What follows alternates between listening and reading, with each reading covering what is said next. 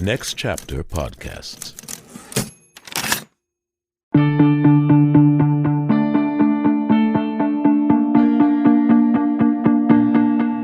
Before we get started, some exciting news from Radiotopia. From the makers of Passenger List, we have a new fiction podcast, and it's probably unlike any fiction podcast you have ever heard.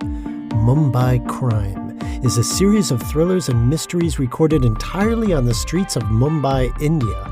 It's presented by creators Ayesha Menon and Nadir Khan, and each season is a complete story. Season 1 is a thriller called Q&A. It's about an Indian street kid called Thomas, who gets onto a TV quiz show and scoops the billion-rupee prize on live TV. But Thomas hasn't gone on the show for the big prize. He's there for something else. It's based on the same novel that inspired the Oscar-winning movie Slumdog Millionaire.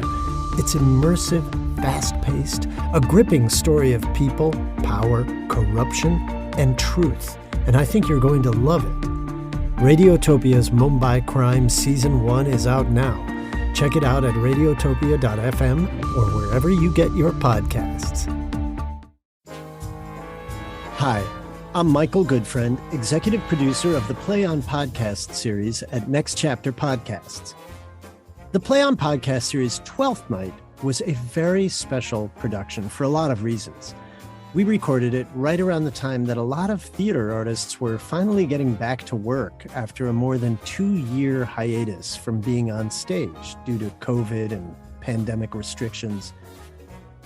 The story has so much to say about love, loss, reunion, and forgiveness. And all of those themes seem to resonate with this sense of coming out of hibernation and the longing that so many theater artists had to be together again after such a long time away. It also coincided with news that the Supreme Court seemed likely to overturn Roe versus Wade. And the history of Twelfth Night and how it seems to parody the restrictive religious elements in Shakespeare's time, that all seemed newly relevant as work got underway in this series. As listeners, you might also sense in this production a feeling of camaraderie and familiarity between the actors that we cast. Well, that's because a lot of them, most of them, in fact, knew each other very well from work that they'd done together on stage at the Oregon Shakespeare Festival, including in a production of Twelfth Night directed by Christopher Liam Moore.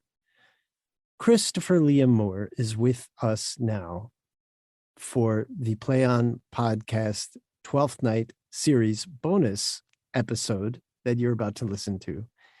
But he's here with one of our leading actors, Amy Brenneman, who plays Olivia.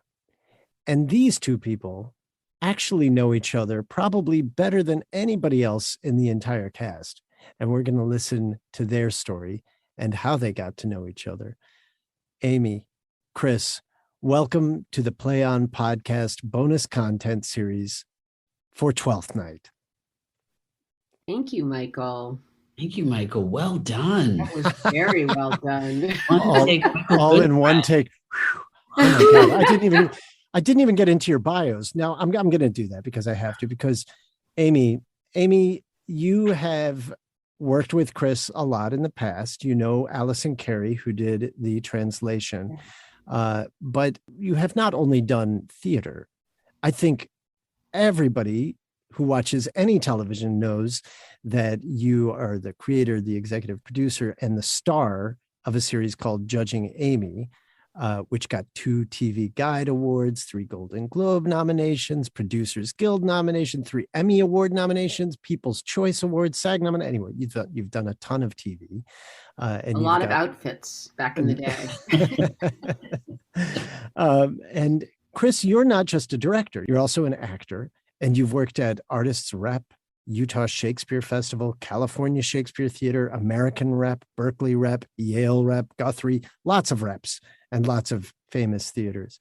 I want to know from you both, and I'll start with you, Chris, what is the story of how you and Amy got to know each other? Amy and I have known each other, have been friends I mean, it's 40 years almost, right? Mm-hmm. 40 years. We went to college together, and Amy and I are the same class, and I think the first we were friends before the Cronauer group, but that was really the kind of it. So my husband and one of Amy's besties, I think, Bill Rausch, is a theater director. He put us both in this theater group called the Cronauer group, which was in Amy and my sophomore year. And we mostly spent time working on this production of Bill's called Medea, Macbeth, Cinderella, which is all three of those plays performed at the same time on the same stage. And Amy and Amy was Cinderella and I was Lady Macbeth. And we spent most of our time giggling in the corner and not really listening to Bill Rausch try to direct us, to just get very frustrated with us.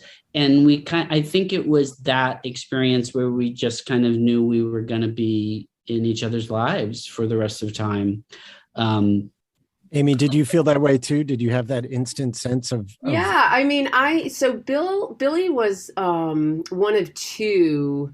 So he's 2 years older than me and Chris. And so when, all of us theater geeks were like, oh, we want to be in play. And there's a lot of, Harvard at that time was, there was no department. And now there is. So I always have said, like, it's the greatest thing that we weren't trained. And now Harvard does have a department. So I have to change that a little bit.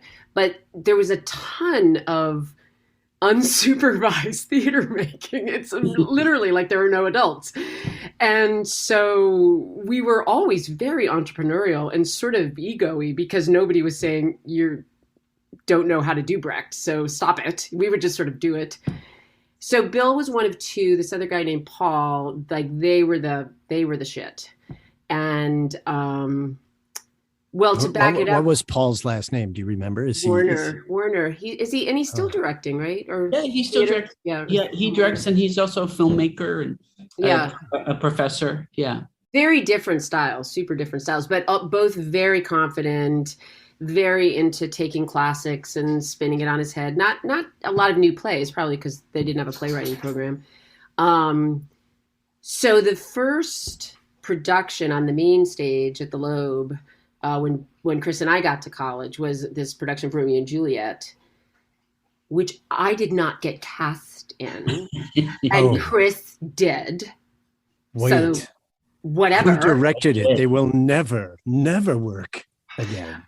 Although I always say this story about Bill, which is absolutely 100% true, which is, and I'm sure, Chris, you felt the same way. Like, we're bringing what we did in high school, right? And so I was just like, adorable and funny and flirty and had all this stuff. And I always say to Billy, it's as if he didn't ever shut me down, but he's like, okay, cool. What else do you have? Because the first time he cast me, it was as a middle-aged man in this Brecht production of The Visions of Simone Marchard. It was a bureaucrat, was not even a flamboyant, fabulous man. And it's literally like somebody took all of my colors in my paint box. And I never felt shamed by him. It wasn't like, you're not adorable and great, but it's like, yeah, can you do that? And I was like, no. And that was the beginning. Amy, this is coming from where? Where did you grow up? I grew up in central Connecticut, and I went to a big public high school. I come from lawyers, but I was a theater kid. I mean, we had a wonderful gal who's still my friend in my town, and did theater all the time, loved it. So I got to college and knew right where I wanted to be. But yeah, I mean, and he was really into, and it still is, but those were the early days of cross-gender casting. You never knew. I mean, half the time I wasn't even a human being. One of my triumphs was as a gas pump, actually. It's a very memorable production. Very true. In what? Winter's Tale, of course. Sure, because there are gas pumps in Winter's Tale. Directed by Bill Rausch? Yes. I was a hip-hop dancing Gas pump. Yes. No And kidding. it was this terrible, it was brilliant. It was our designer, Lynn, who's brilliant, but like, I was literally doing hip hop on uneven ground outside. It was this touring, unwieldy production. It was all sorts of wrong logistically. But I kept saying to Lynn, like, I really need this costume because I need to be able to see my feet, and it's at night. And she had a million things going on. But I finally get this costume, and it is. And it's a gas pump. Yeah, it's foam, sort of like Gumby. Right? It's foam with these slits, with the gas, the hose, like this thing. And I was like, God, I mean, it really was one of the few. I remember I probably sobbed to you, Chris. I was like, I can't do it. Like, I'm going to break my neck. And I said to Lynn, like, I will wear this tonight, but this is not going to work. I go out. The audience is like, ah! Damn it! I wore that. What was this? Was this a named character from Winter's Tale? No, it was just a character that kind of got thrown in.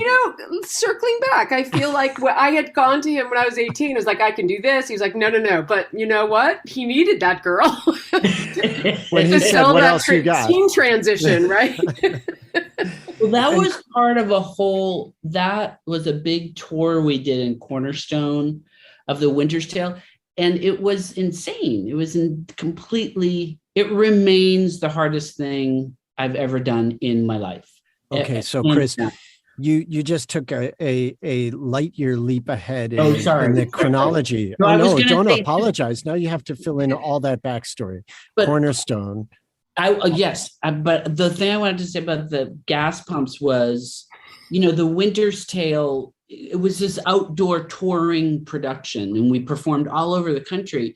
And so of course there was no like act curtain, there was no wings, there was no proscenium. And Bill was just like using the things that were at our disposal. So the bus that we were all touring on became the act curtain, like sort of crossed the stage and parked on the stage so we could change scenery. And that's why Amy was a dancing gas pump. And there were cars. It was just a crazy thing. So Chris, you met freshman year. Were you both freshmen at Harvard at the same year? Yes. Yep. Okay, so none of you knew each other. You didn't know Bill Rausch, who has gone on to become a very famous director, and the three of you just started kind of collaborating on new things together. Did you just continue in a sort of a tight-knit group all the way through college? Where did Cornerstone come from? How did we get to Cornerstone and eventually to Oregon Shakespeare Festival? Well, it was a lot of us that had worked with Bill and worked in that group, the Kronauer group. And the cool thing about that was Bill did a production of Yerma that fall. What is that? Who wrote that play? Lorca. It's Lorca. It's the lady who can't have a baby. And that time, he did not cast me. And he cast me as in a shitty part. Yeah. I was furious. And you know what? He wanted you to compete with each other. But what happened was it was a rare miss. It didn't quite work. And Bill had some ideas that didn't quite work. And what he realized was, we all kind of realized was, and I think we all still feel this way as professionals, the model of doing a play and then bye, see you in 5 years, if ever. He's like, let's hang together, So it was sort of, and we loved the Worcester group. We loved ensembles. We still love ensembles. Yeah. So he said, rather than casting a play and doing a play, let's commit to a semester. And we did a lot of different things. I mean, MMC was sort of throughout, but we did go back and did Lorca, did the Yerma with me in the lead. And that's right. But I think that what came out of that was, rather than see our work as discrete plays, we committed to one another. You did this early on in college. I mean, this is very this is a sort of a thing that a lot of people don't really get to early on, right? The realization that, oh, let's just stick together and do Yeah. work together. Yeah. Well, and it's funny too, because that may have had something to do, quite honestly, with there not being a department. So there wasn't a structure to major in theater. Like if there had been a teacher or somebody who had been our lightning rod, maybe we would have structured around that teacher or that major. But it was completely organic. And we centered around Bill. I mean, he's quite a leader and always was. And I think too, like, because Amy and I, Bill graduated, and Amy and I still had 2 years to go. Bill was older than you. Yeah, He 2 was years upperclassman. older. And he went, Amy and I both did shows at the ART when we were undergrads. And it was interesting because, we had. Sorry, just interjecting here. ART for American Repertory Theater, correct? Yeah. And it was before the ART had a grad program, so they would occasionally cast undergrads in their shows. And, we worked with great, amazing directors and people there. But it was interesting. Bill had gone off and was working in DC with Peter Sellers, the director. But the genesis of Cornerstone sort of came with Bill and ALISON CAREY, who was a little bit older than both of us, but we knew her, right? Because she was always hanging around the Cronauer group. I didn't really know her. I mean, I knew of her a little bit. She was more the RJ. She was 3 or 4. I think slightly older than us. 4. Yeah. But they had this idea. But we have to back it up to Mass Mental, though. Oh, yeah. I do have the picture, which weirdly has John in it. So after he graduated, that was right. After Bill graduated, we did a couple of projects. Bill was living in the dorm with Chris. Well, he was essentially living in my dorm room. Working at a Tombstone. And working as a word processor at a Tombstone company because he wanted to be with me. And then we did 2 projects, right? We did that elementary school in Cambridge, Snow Queen. Remember? Mm-hmm. Where you were on the ladder? Wait. Mass Mental. I don't know. I mean, I actually don't know how these things started, but somehow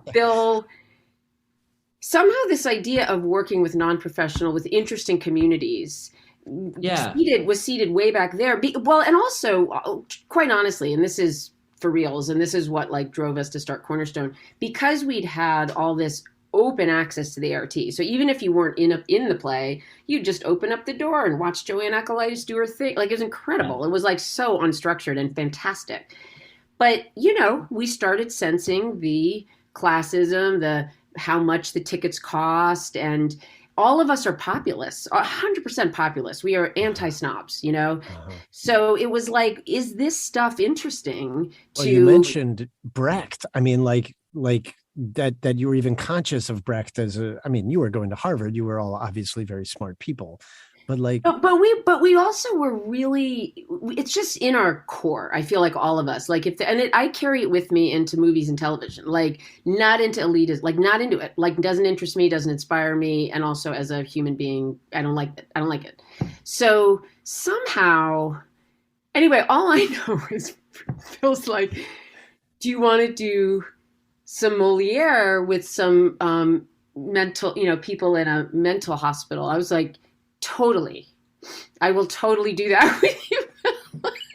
That is so wild. We were, I don't know how that happened, but we were doing some Moliere, and then people would be off their meds, on their med. We started this muscle of, but we never, and this was always hard to describe when we were on the road with Cornerstone, and still for the Cornerstone artists, it was never teaching, it was never performing for, we just got off on. Yeah, we and that's so weird, where that, we can't remember where that impulse came from. I think it was that Bill, I don't know how he got the job to direct a play at the Mass Mental Health Center. And then I think he just asked a bunch of us, will you come and be in it? So that model of seating a more experienced Yeah. person and a person that he, that the bones of Cornerstone were kind of Were right there. there. But I agree. It was very egalitarian, right? It wasn't like we never thought of ourselves as like the experts, like, because we didn't study theater, right? We were just doing it because we loved it. And I think that feeling, or that what ethos, however you want to put it, like that totally informed what we were doing. Like we just were like, yeah, okay, we'll come do this play. And it was already happening, Chris. Like, so Bill, I don't even know if we've said his last name, Bill Rausch, but he was. I don't know how he got hired to direct a play with it was a residential mental health facility. And but what I mean was when you got to college, when you both came into undergrad, was everybody already talking about, oh, Bill Rausch is this wonderful director, and you got to meet him? Okay. I think it had been also Harvard, because Peter Sellers, the opera director, had just graduated or had been around. So there was a culture of like a director sort of, making a splash. And Bill was definitely that guy when we got there. And I mean, I know for me, I had just played Romeo in a production at my all boys Catholic high school in Massachusetts, and in a very traditional Renaissance set, Romeo and Juliet. And the first show I did was playing Romeo's page in Bill's production of Romeo and Juliet, which was done in a vast empty space with all just gray carpeting and no scenery. And it opened with Laurie Anderson music, and it could not have been more different and weirder than my theater experience up until that point. And it was also extraordinary. It was brilliant. And so you go through college, you do this work together. You and Bill met, you fell in love. He stayed in Boston while you finished your for a year, and then he went down to DC engraving tombstones. He was doing the word processing for what goes on a tombstone. Honestly, Allison at the time was a paralegal in New York, and if not for People Express airline, you remember that airline where you could fly $100? Oh, right. Those gigantic 747s that they would just if not up. For People Express, I don't think Cornerstone would exist, because you could just fly for $19 from Boston to DC or New York to DC. And they started figuring out what Cornerstone was, and a lot of us in that first, the founding members were part of the Kronauer group.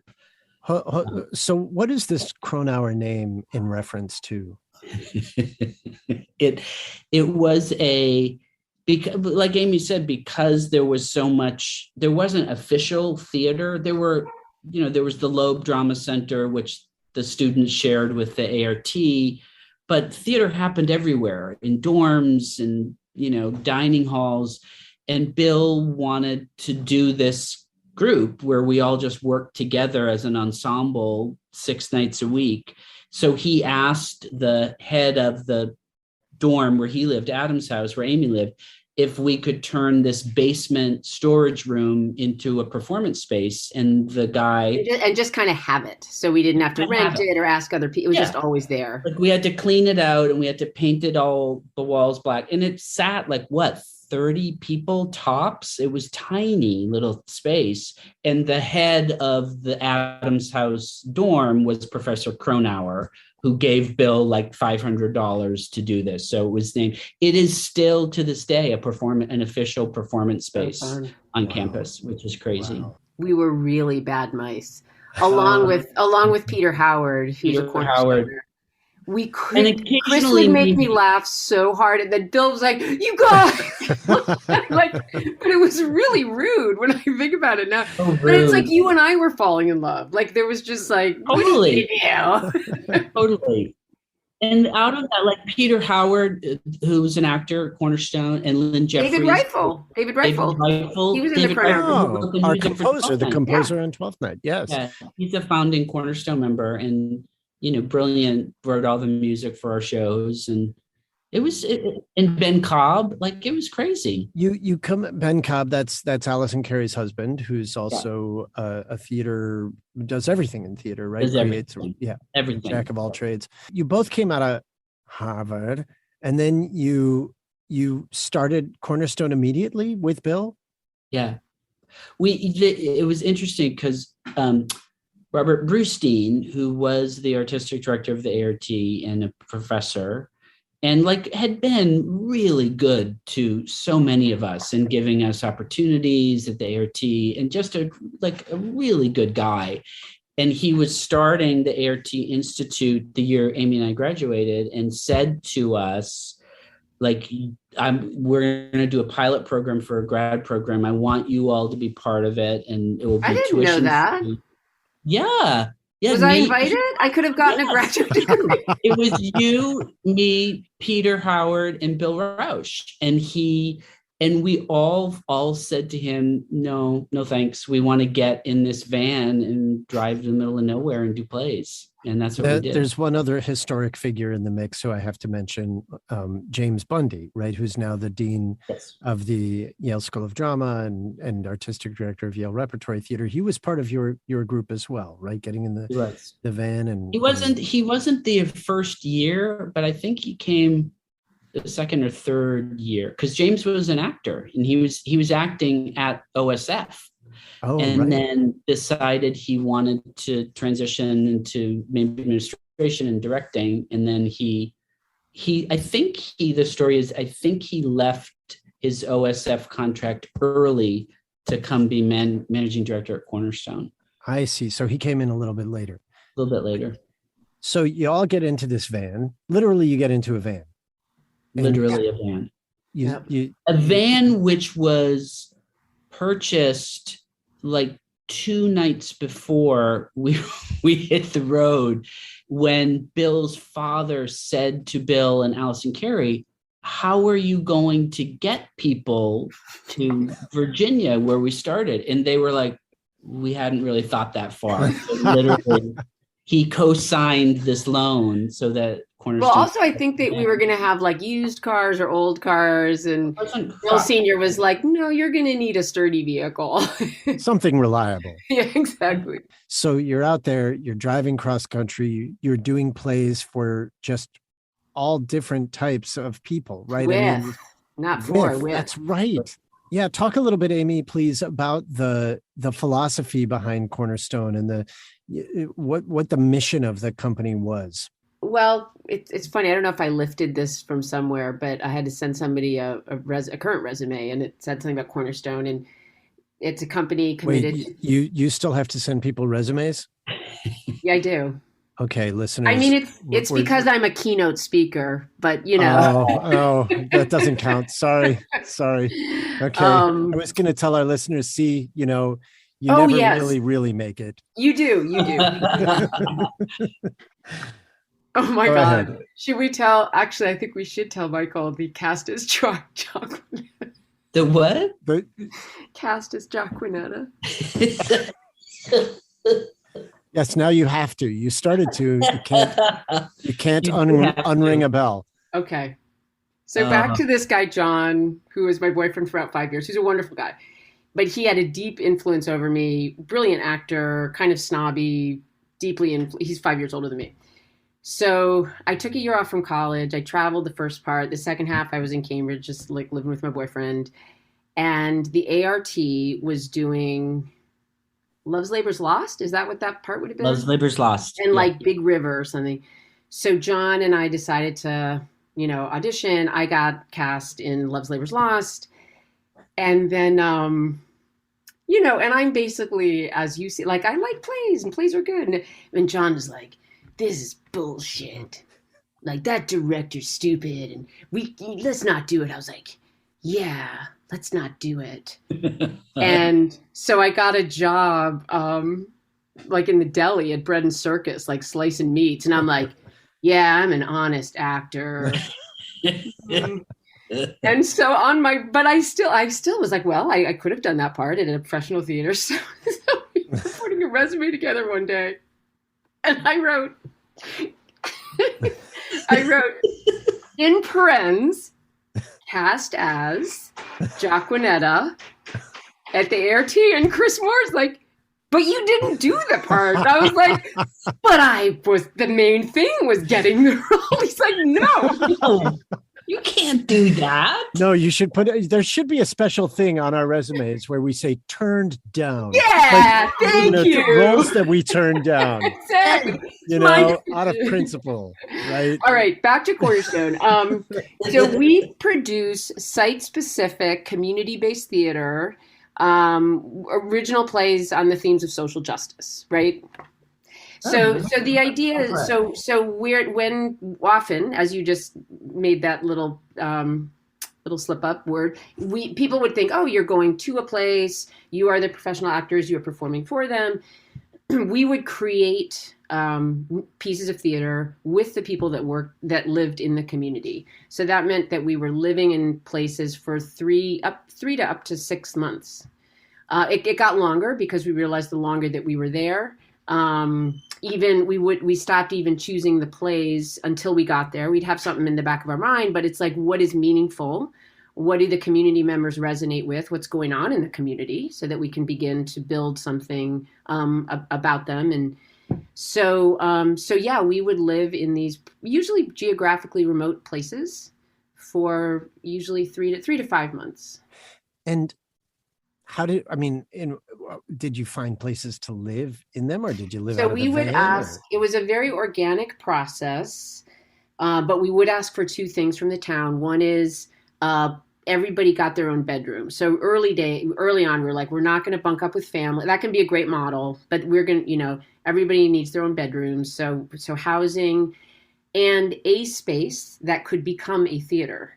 So that could be in Mississippi, we used an old movie theater that we let Lynn brilliantly and Ben created a theater space out of. On the Walker River Paiute Reservation, it was a welding shed that we could drive cars into. So it could be anything, but and usually in every town we went to, there was one person who really got it. And on the town council, on the arts council, there was somebody that took a chance on us crazy people. And Chris, you were an actor in all of these productions? Yes. Or in most of them. Where was the seed of directing planted for you? Was it doing these plays in these different environments? When did you know that you were going to start to bridge into directing? I don't think it came back then, because we pretty much only worked with Bill Rausch as a director for years, right? I mean, we had done some other stuff, but honestly, and I guess being, partnered with him and then later married, it honestly looked like a lot of work being a director. He seemed very stressed. He just seemed stressed. I had to be at every rehearsal. And it never crossed my mind to do anything other than act until Cornerstone did that traveling thing to mostly rural places for 6 years. And then we moved to LA and started doing work in LA and looking at ways to define community other than just geographically. Then the idea came like, oh, maybe I should direct. Why LA? Why did you choose LA as a place to settle? Or did that kind of happen by accident? No, it was a very intentional process. When we'd done like basically 5 years of this rural work, mostly rural work, and then did this Winter's Tale tour where we asked 2 or 3 people from each of those small towns to come together and create a new production of Winter's Tale. And we all rehearsed that in this town in Northwest Kansas called Norcatur, where they had this old schoolhouse where we could live and work, and then we toured that Winter's Tale back to everybody's hometown, and finished it up with performances in Boston, New York, and finally on the mall in front of the Capitol in DC. And it was it was really, really hard, but it was a pretty remarkable experience because there were people from all over the country who didn't know each other and only knew us coming together to make this work of art. So much trust. And kid, we had kids as young as 12, and then elders that were in their late 70s, and it was just this crazy traveling circus. There's a documentary. It's actually pretty great, called Cornerstone. That was, people had tried to make wanted to make a documentary about our process. The documentary is about the tour, which is like a little unlike what we actually have been doing for 5 years, but you get the flavor and you definitely get a sense of the people and how we interacted. And this is the production of The Winter's Tale that launched you as a gas pump, Amy Brenneman. I like to think of it as Winter's Tale, aka the Gas Pump Show. That's how I think of it. So you got your start as a gas pump. I did. And ended up now. Okay, Amy, how did you go from such a sort of like purposeful theater life with this sort of focus on social justice into such a different world as a television actor? Well, there's nothing accusatory in that question, by the way. It's not like, when did you sell your soul? I'll be honest. I thought I'm all I ever wanted to do was like be a regional theater actress, and I loved doing plays. And then I left Cornerstone briefly at one point and got into Juilliard. And I thought, well, I'll get into Juilliard. And then when the time came to go to Juilliard, I didn't want to go because I loved Cornerstone. And I never thought twice. I still don't think twice about it. The only time I thought about it was when I landed in New York, and theater just didn't want me. They just wanted the Carnegie Mellon girls and the Yale girls. And I started booking commercial. I never thought about film or television. I liked it but I wasn't a filmophile so I just started getting work and still thought of camera work as sort of a poor substitute for theater. And it wasn't until really NYPD Blue, and then meeting my husband, who's a filmmaker, I met him on NYPD Blue, where I started to really honor it as a beautiful art form, separate, where you can do different stuff, Right. And I love going back and forth. I feel super lucky to go back and forth. But it's funny, I didn't, partly because of all of the empowerment Cornerstone also, I feel like we have to give a plug, Chris. I mean, it was run by consensus decision making. It was not even a majority rule. It was like 11 people. I used to say, like, you couldn't take a shit without 11 people saying, okay, it was so deeply respectful and collaborative. And that is the world that I love. That's how I like to move. So when I first started working in film and television, and I was the girl, I would just get these jobs, which was appropriate. I was just starting out, but I would see a call sheet and it wounded me. Like, it was all so hierarchical, right? It's like 1, 2, 3, 4, 5 on the call sheet, above the line, below the line. I was like, feels like the army. This does not feel like everybody respects one another. I mean, I actually think now, listen, ADs have a hard job, but there was so much about it where I was like, I don't want to be the boss, but I want to create a culture. I want to be part of what creates a culture. And so it wasn't too long before I created my own TV show, only because I loved ensemble. I was like, Tyne Daly comes from theater. Like, it's like, can we bring what we love about the theater stuff into this other art form? Do you think you would have had that sort of confidence? This is kind of a leading question, I guess, but did the Cornerstone experience and that sort of, I imagine there must have been a great deal of empowerment in that kind of consensus decision-making and collaborative process. Do you feel like you would have had that same just, I can do it on my own sensibility had you not had that experience working in Cornerstone? I mean, I would put it a different way. I always say Bill raised me right, we raised each other right. So when I first created Judging Amy, and we got this wonderful writer, Barbara Hall, who cracked it open, and she had this really weird producer that she was partnered with, Joe, who was such a piece of work. And he was from a different generation. I mean, I would never have chosen to work with a man, but Barbara brought him along at that time. And I remember him, and Brad directed the pilot, and it was obviously my story. It was about my mother, blah, blah, blah. And I remember sensing this weird thing from Joe early on. And I thought, oh, he thinks I'm a diva. Like, he thinks I'm power hungry. And I turned to Joe. I was like, if nothing else, I'm a great collaborator. You don't know that about me, but it's like my superpower. Like, I know, even though I'm queen of this thing, it's like, I know how to collaborate. I know how to, there's nothing in me that wants to be the boss with a capital B. And I do think I think that's just the cornerstone. That's just how we were. I mean, we created that culture together, and it's what we bring wherever we go.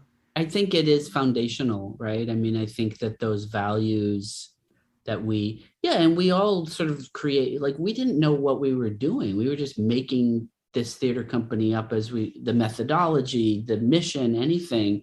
We just sort of, it came very organically, but the values of, what we value, what we bring to different projects, I think absolutely stem from that time. We did this really long production of Peer Gynt in Eastport, Maine, which is the easternmost city in the country. And there was this huge cast, and Amy and I were Pierre and Sylvain, and, it was this amazing experience. And there was this time where Bill was we were trying to figure out, I think it was like a transition or something. It was like the whole cast was there during tech, and this little 10-year-old boy sort of raised his hand and was like, I think what we should do is this, blah, blah, blah, blah, blah. And, he was 10, so he kind of went on and on and on. It was actually a pretty good idea. And there was a woman in the cast who had done some professional theater in her past. And she took Bill aside and she just read him the riot act about, how dare you waste all of our time by that 10-year-old boy doesn't know what he's talking about. And you just made us all sit there and listen to it.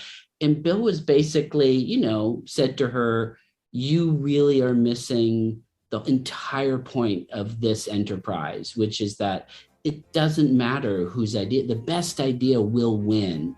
And if that's going to come from a 10-year-old boy who's never been in a play before, who cares? The best ideas should be honored and listened to. And I do think that we, in our endeavors after Cornerstone, I think in Amy's career, and certainly, in what I've tried to do, it's like that it's who we are, and it will always be inform how we want to conduct ourselves and what kind of room we want to create, or set we want to create. It's part of who we are. When we did Romeo and Juliet, especially with a classic, a new play, you don't really have this problem, but it's like, I have it in my mind a certain way.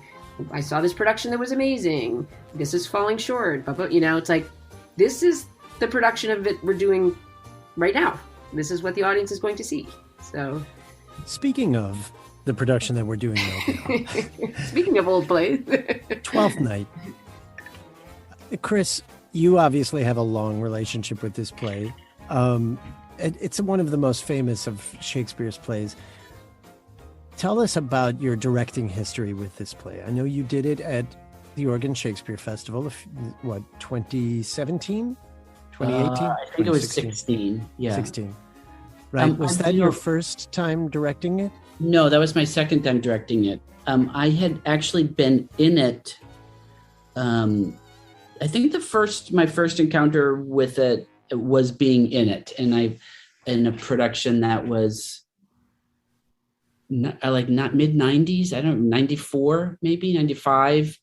That ALISON, it was a Cornerstone. Cornerstone would occasionally do shows with just the ensemble of professional artists. And it was one of those, once a year or once every other year we do that. And ALISON adapted 12th Night to be set on a military base in Southern California. And it was sort of right at the height of Don't Ask, Don't Tell with the Clinton administration. Mm-hmm. So I played both twins. I played Viola and Sebastian.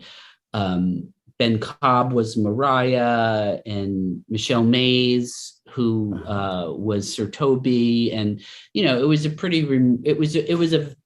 a remarkable production. It was just one of those, the fates aligned, and it was a great cast and a great script. And Bill, it was really, really fun. And then I played Malvolio in a production at OSF directed by Darko Tresnak, with Miriam Lauba, one of our producers, as senior producer on 12th Night. Yep. She was Olivia and I was Malvolio, and then I directed it at Cal Shakes. John Moscone asked me to come down and direct it, and then I did it. My final thing before the Play On podcast was the OSF production. Very long history at various phases of your life. Meeting this play at all of these phases, how did your relationship with it change? In what ways at each of these junctures do you feel like it spoke to you? That's a really good question. I don't know. I mean, I think the play is, I think it's one of the most perfect plays ever written is because it's, it traffics in and lives so profoundly in grief and grieving and what that process is, and the necessity of saying yes to joy and yes to living amidst all this profound sadness, right? Because loss is everybody, it's universal, right? It's like you hope that love is universal, and mostly it is, but it's not actually. But grief, everybody is going to lose somebody that is in their life. And I think that Shakespeare, there's so much conjecture about him as a human and as a father, as a husband. And, I think what we know factually about him, he was dealing with tremendous loss and grief in his own life. And I just think the play it's one of the few perfect works of art that there is. It's just a gloriously sad and funny and gorgeous play in its understanding of human beings and what they go through. So I've always loved the play. Loved it. I could keep on directing it like every year. It's just, and it's so, I've done each version that I've done has been so wildly different, and yet they're all, it seems to illuminate something new each time for me, every time I encounter it. And, encountering it many years ago as an actor, and where I was playing both, it was so much about the politics of gender and sexuality, and also, I wasn't a parent then, and I now, directing it now as a parent of, a guy who just graduated from college and having lost both my parents, it's so different each time I encounter this piece. I want to ask Amy, what's your history with this play? Well, I first was an audience member of this amazing production where Chris was mind-blowing. Sorry, the one that he directed, or the one that he was in? So the naval base one. Yeah, it was just an incredible. I mean, it's funny. It's like that's in my mind. That's the way to do it. So now, when two people who are not identical twins play, just that. This is the one where he was Viola and Sebastian all the way back. Okay, got it. And then I stepped in as Malvolio in that. Oh. Malvolio was a female. So part of the politics of that was. Did you do that? You did. Was that an over for Ashby? I think so. There was like a year or two, and I don't know where Ashby was, and then so I did it. Right. And so with that, it was Malvolio as a female, clearly expressing like, yay, this woman likes me. So that, again, I feel like that's something where, I mean, not that we are post anything, but I think that certainly wasn't the point of this script. It's like, we live in a world where there's same-sex couples getting married, and, you know, it's not, that was a different time. Yeah, but more to the point, I've never been directed by my friend Chris Moore before. No kidding. Never. So that was what that was. Yeah. Wow. And so what was this like for you, Amy? What was it like for you, Amy Brenneman? It was amazing. It was amazing. I mean, because Chris, I mean, there was a point in Cornerstone, as much as we all loved working with community members, the very last year I was like, I don't want to act with anybody but Chris. So we did a Three Sisters. I was Natasha. He was Andre. It's like, I just want to hang out. We always played opposite each other. And that production of Peer Gynt was like 4 hours long, right? It was really long. And, you know, the thing about Peer Gynt and Solveig is they meet as children and then they're apart the entire play. Of course. So it's like Peer Gynt goes and has all these adventures and Solveig waits, basically, right? And so I had this really like crazy journey over the course of 4 hours that was really like exhausting and great, but really tiring. And I knew at the very end of it, I would get to be with my friend, and like we would have this beautiful scene where we played really, really old people. And it was like this unbelievable like prize at the end of this journey to get to act with Amy. So I think of him as an actor. So literally, like, they'd been at OSF. Well, it was really those. Yes, I'm going to say this. I'd never really dug Tennessee Williams before I saw Chris Moore's productions. Like, it always felt like a tone poem, and it's like, yeah, I get it, in big accents, and like, and then I think it was your Cat that I was like, oh. This guy's a serious director. Cat on a hot tin roof. Yeah. So yeah, then I was like, okay, my friend is mad skills in this area. So you were at this point, you're a very famous television actor, right? You're working on a series, but you would go up, I assume, I'm guessing, I don't know, but I assume you went up and saw Bill and Chris at the Oregon Shakespeare Festival. Yeah. And so you got to know, there are a lot of actors in this cast that performed at Oregon Shakespeare Festival and also at Cornerstone, I think, right? So you knew a lot of the people that you ended up performing with in this production. You knew their work. I knew their work, exactly. I mean, I knew Dan Parker also. Yeah, we'd go up usually twice. Our kids are really close. We loved... I mean, it's heaven, right? It's like you go on the Rogue River, and then I drop my kids off at Bill and Chris's house. And so we were there a lot. And in Charlotte, Amy's daughter, Charlotte, is a huge, huge theater buff and just loves to see plays. Yeah. So that was an important annual pilgrimage. Yeah. So we tried to see everything. Yeah. Bodhi and Save would just kind of fuck around. Exactly. Oh no. And when they first went up to OSF, it was really hard to lose them from LA. And it's like my, I don't know what the metaphor is, but it's like my people were starting this new thing. So I would say to my husband, I was like, let's move to Ashland. And he would very kindly say, like, I don't know what I would do up there, but I can tell how much you like it. You know? So I felt like, and I went through the whole journey, and now they're not there, so I don't have to be panged anymore. But you were, yes. So when Bill and Chris left for Ashland, you were already on a series. Were you on? Was it Judging Amy that was happening at that point? No, I mean, it was post Judging Amy, right? Yeah. When did Judging Amy finish?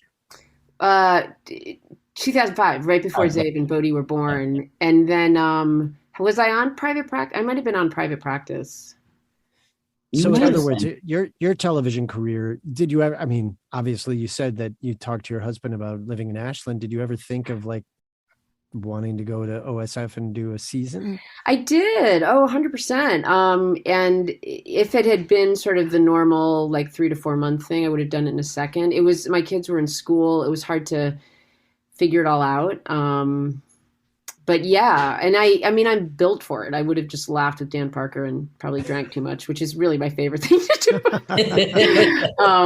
Yeah, and I've been pretty good about doing a piece of theater every 2 years. Well, there was a while that I didn't, but then in the last bunch, yeah, it's like every year or two. Either I'm in something or I write something. So I don't, it's been really important to me. Are you uncomfortable with being known as a television actor when you have had this incredible kind of foundation as a theater artist? No, because I feel like, I mean, a lot of people know me from Heat, you know? I mean, I feel like I've been lucky to like, oh, you do a movie and then you do, I mean, I feel like I've, if I'd only been in one, one thing, like Perry Mason or something, or, but I've never felt, and it's also really interesting that the different things I've done, and this is somewhat conscious and somewhat not, because you never know what's going to hit, is entirely different demographic. So I have these 13-year-old girls coming up because they love Shonda Rhimes, and Private Practice now plays, and that things don't die. Well, Judging Amy actually, for a terrible deal way back when, doesn't get, and then I have young men that come up and have this look in their eyes. And I literally will say, do you need to talk about The Leftovers? And they're like, yeah, I need to talk about it. It's like, got it. So I have like. That's right. So you've done film, television, theater. Yeah. So it's like, so the theater people are going to know that I do that sometimes, but I don't, I think for anybody, right? If you've only done theater, it's like, I want them to know I can do TV, or if you do TV, I want them to know I can do theater. I've never felt that I've been locked in. I have to audition and prove myself. It's like if I did this Craig Lucas play years ago that did not go well. Not because of Greg, the play didn't really work. At Lincoln Center, Joe Mantello directed. Viola was actually in it. This is years ago. And I had to audition for it out here in LA. And I got it. And I remember going like, that means a lot, Right. So you kind of make sure that you can still go where you want to go. And is theater calling to you now? Is it something you want to go back into doing? Yeah, it is. I mean, and some of it is where I'm at in my life. Some of it is post-pandemic. I'm just a little not that interested in screen stuff. Like Saturday night, I said to my husband, like, I gotta consume some art. It was that moment, like, I wish I was in New York. And he's like, you want to see a movie? I was like, nope, I want to be with live people. So we found some jazz and I was super happy. It's like, I need to feel the live vibrational thing. And then also with my own work, and Chris has seen some of it, because I'm lucky and I get to work in these different art forms, I like to see what they can do, right? So it's like a multi-episode TV show can do a certain thing. A 2-hour thing can do a thing. What I like to do in I don't know how you can describe my work to him, but I pull in dance and I pull in sort of, there's stuff in my mind that hopefully I always feel this way. There's stuff that I'm conceiving of that I haven't done yet. And usually I never fantasize about making a movie. I'll put it that way. Huh. I never go like, I want to direct a movie. Like never. The thing that I love about the theater, and they are theater pieces that Amy creates, right? They come like her brain is a very, very fertile place. And like these ideas come and they don't in the best way respect genre boundaries at all, right? There's dance, there's like it's spoken word, but it's also there's scenes that are like, like well-constructed scenes from a play. And are these pieces that Amy, that you perform, are they like solo pieces? Yeah, they're never really solo. I mean, people say it's a one, but so Sabrina Peck, who's also a Cornerstoner, who I think directed or choreographed Medea MMC at OSF. Is that right? Yes. She's my longtime collaborator. She's a choreographer, but also a director and also a great friend and dramaturg. So I'll just sort of vomit stuff at her and then we'll sort of shape it. But there's almost all partly because she's a brilliant choreographer and partly because we like to amp. Okay, so here's to answer your question. I'm not that interested in realism on stage because like we get that with cameras. So it's like just to explode something wide open and abstract it. So usually there'll be like 3 or 4 people on stage with me and we do different things. One was about an illness that I had and sort of what went down in the hospital. That was called Mouth Wide Open. And then my more recent one is my daughter has special needs. So it's really the journey of being her ally and just sort of the neurodiversity world. And that we had a beautiful production set up at South Coast Rep. And then there was this pesky pandemic.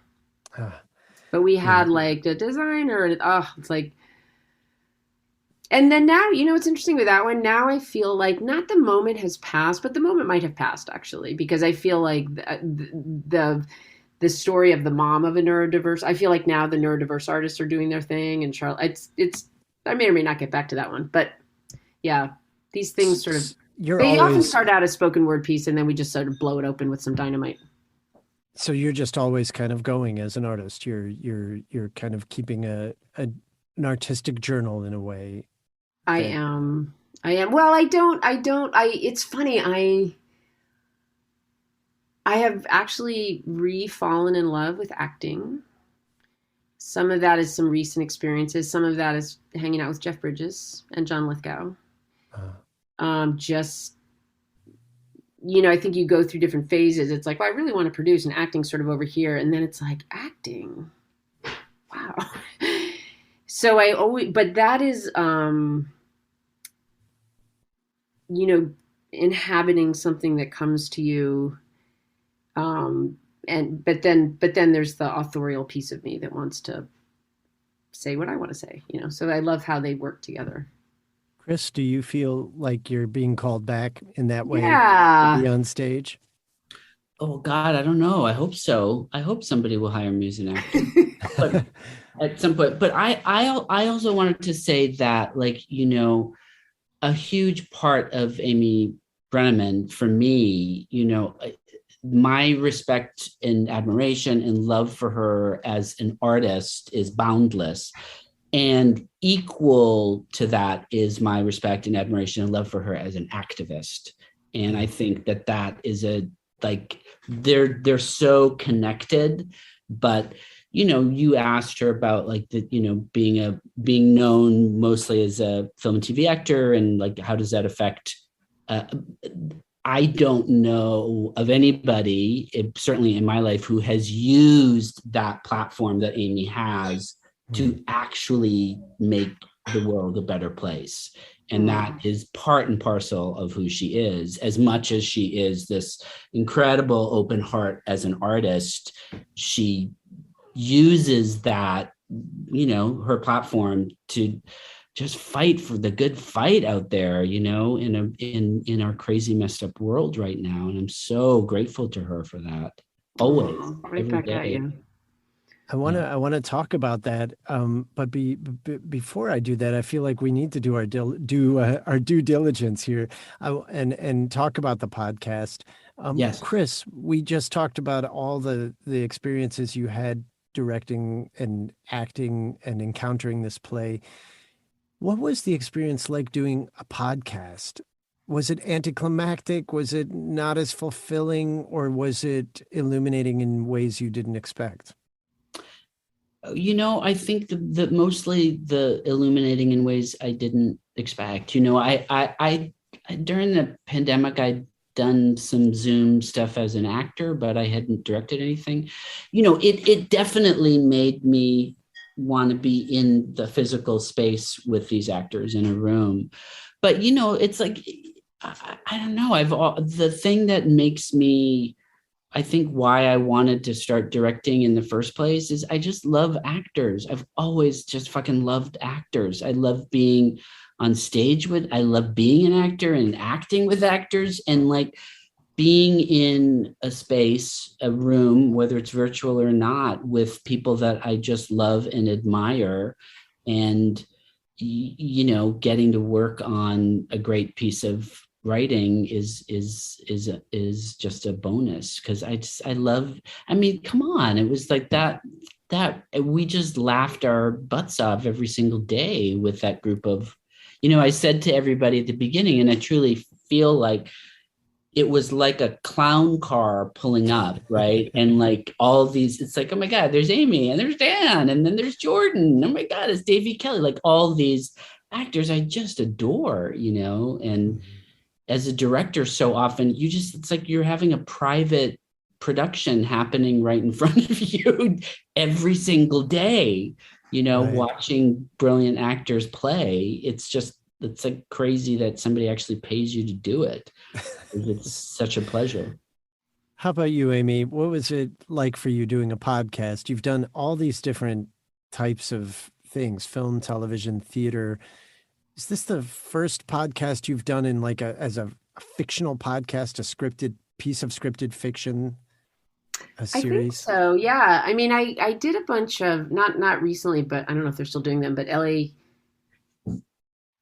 Theater Works Yes. would do these radio, which was slightly different because you'd do the whole thing in front of an audience. It was built for the radio, so you did have you were aware of that. But this cool because there wasn't an audience and you could go back and pick up things and yeah. I mean, I enjoyed it 100% and wished we could have done it because it's like, who doesn't want to do that play with these people, with this director? I felt like it was a little, when we went to record it, and this is going to sound negative and I don't mean it negative. You couldn't be terribly subtle. Mm. So the clarity of the story, but I really liked that actually, because I think sometimes,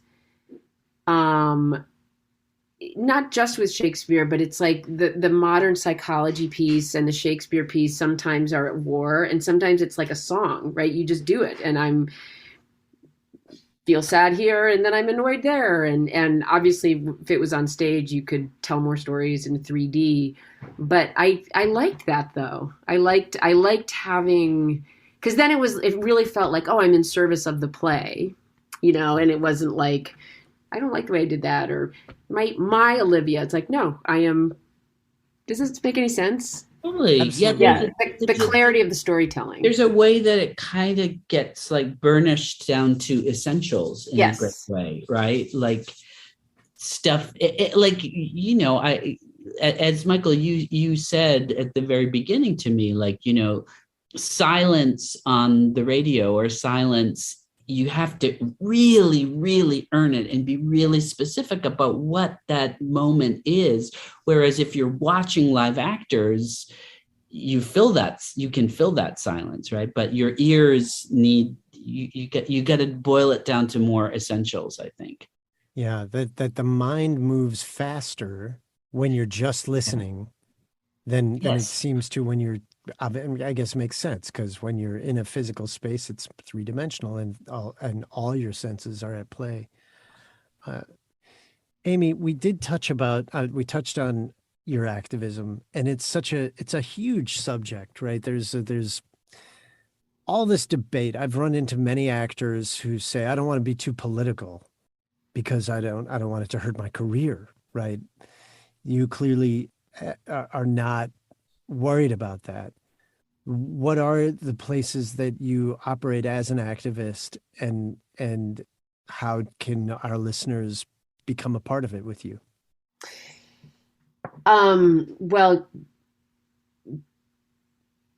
in the reproductive rights and reproductive justice space, that's sort of where I've spent a lot of my time for a long time, and with this scary stuff going down, which we knew. I worked for the Center for Reproductive Rights, and so we sort of knew that this was the direction that the Supreme Court would go in. I'm still flabbergasted by the violent language of these state laws that are being proposed.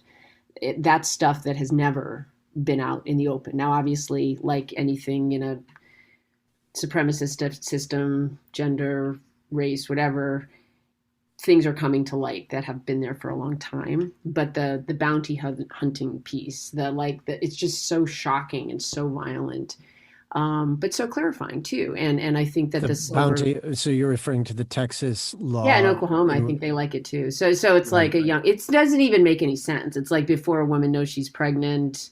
I mean, I don't know. Listen, we're in an election year, so I want to think some of this is just so people that get upset by that, pro and con, will give money. But some of it doesn't even make sense. For instance, the whole personhood thing of a fetus, that means that fetus has constitutional rights. That means that, let's say a gal who's not an American citizen conceives that baby, she cannot be deported. I mean, I come from lawyers, so I'm like, hold up, that fetus gets child support. That fetus gets constitutional rights. It's so unwieldy. And so in a way that I have to keep, a friend of mine runs the Planned Parenthood out here in California for the San Gabriel Valley. She used to be at my church, All Saints Pasadena. She was our Peace and Justice. Juliana Serrano. Do you know her, Chris? Pete knows her. Okay. They worked together on, anyway, I called up. Anne Lamott has this great, very famous thing she said, which is, my mind is a bad neighborhood. It's best that I don't go in there alone. And that's kind of where I've been a lot. I was so pleased to have this podcast because I just would, so I called up Juliana and I said, what can I do today? And she said, just go to a Planned Parenthood and bring them donuts and just say, I love you. And, so in the middle of all this are obviously people that need care and the caregivers that are trying to do their jobs. I think the thing about, I was part of the amicus brief in 2016. I terminated 2 pregnancies, one very much wanted with my husband and one when I was 21, which I was like, yippee skippy. I mean, I was like, thank you, Jesus. Like I can go on Cornerstone. Like I would have had a baby. Mm-hmm. So I was part of, in 2016, an amicus brief that said, most women, 97% of women do not regret the abortions they had. They may feel sad about them. They may have different feelings. Regret is not one of them. So it didn't begin, but it's sort of, we're seeing a lot more of that now with congresswomen, all sorts of women just saying like, yeah, 1 in 3, I had one. And I think that, and then there was this big article in the New York Times and there was my big mug, and it's like people talking about their abortions. And that was getting Twitter hate. That was getting some pretty violent stuff online that I hadn't experienced before. And it was scary and weird, but honestly, it's okay. It also, as an actor, that people pleasing, everybody has to like me. Like, it's been very freeing to realize there's a whole population that will always hate me. And that's okay. That's okay. Because 1 in 3 of those women also will need abortion care and I will be there for them. So I feel like my own self has gotten more and more involved. But I don't know, maybe it's because, I've always, my career is established. I've been married forever. I'm a mom. Like it's okay. It's also what I mean, it's funny. I don't want to make all my art about stuff, but it is where I feel compelled to write is usually because some sort of house is on fire, either within myself or within the world. So you're the driving force behind what you do really is the just having this need to express what is raging inside, and when it comes to any kind of a cause or just yeah, I mean, definitely I process myself through writing. I mean, even journaling. I mean, I'm just a big writer that way, and then sometimes it becomes for public consumption and sometimes it doesn't. I mean, I very rarely, if ever, it's like I have an idea for a movie and these 2 people are in a store. Like, I just don't think that way. Although I will develop, as you know, I have successfully developed TV shows, but my thing is I'll sense characters, a situation that is really, I mean, it's what I did with Judging Amy. It's like, oh, this is rich. These people could talk this way. And then my husband, who is actually a screenwriter, was like, that's cool. Like, what happens? I'm like, what? He's like, well, what do they do? What? I'm like, Right, you got to come up with the beginning. You got the beginning. You need the middle and the end. I'm the worst plot. Like, well, I know how they feel about it and what they might say about it, but Chris, what do you think you'll be getting into next? Do you have a project lined up? Are you just focusing on family right now? What's driving you? Yeah, honestly, we moved to New York almost 3 years ago now, right when our daughter was starting high school. And so I promised her that I wasn't going to take work that would take me out of town, because I would sort of help her adjust to life in New York. And what I thought would be like a year and a half hiatus has turned into a much longer sabbatical. So I don't know, she's still got one more year of high school, and I'm focused on that. And, if things come my way, I'll be grateful and see what happens. And then I look forward to returning to the stage and playing the old guy. Right? The old neighbor. I think you're going to be the old guy who looks 20 years younger. Yeah. I'd love you for a liar, as Blanche Dubois would say. Well, it's been a real honor and a privilege to have both of you in the same virtual room at the same virtual time. Your work together on this was infectiously delightful.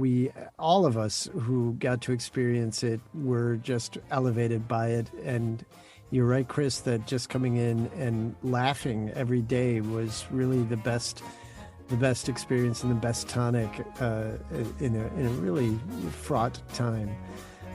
Amy Brenneman, Christopher Liam Moore, thank you so much for being a part of the Play On podcast 12th Night series, and for being a part of the bonus content series that accompanies it. Thank you, Michael. Thank you, Michael. A great interview. You've been listening to the Play On podcast bonus content series. You can learn more about the Play On podcasts at Next Chapter Podcast website, ncpodcasts.com. That's N as in next, C as in chapter, podcasts with an S at the end.com, where you can find other Play On podcast series and interviews, along with talk podcasts like the 500, the 10, the Tough Juice podcast with Karan Butler, and a whole lot more. I'd like to thank Jeremiah Tittle, the founder of Next Chapter Podcasts, and my producer, Peter Musto. Our audio engineer is Adam Bernard, and our editor and sound designer is Justin Cortez. Be sure to subscribe to Next Chapter Podcast for updates on all the latest content, and don't forget to rate and review our shows. I'm Michael Goodfriend, and I look forward to sharing more incredible works in the Play On podcast series with you, along with lots of enlightening bonus content at Next Chapter Podcasts.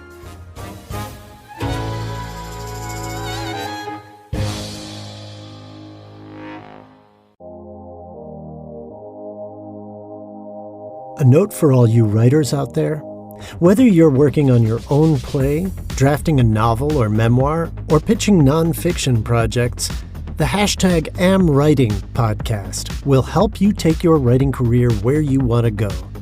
Hosts KJ Della Antonia, Jessica Leahy, and Serena Bowen have written everything from New York Times best-selling fiction and nonfiction to indie darling romance to articles published in periodicals like The Atlantic and The New Yorker.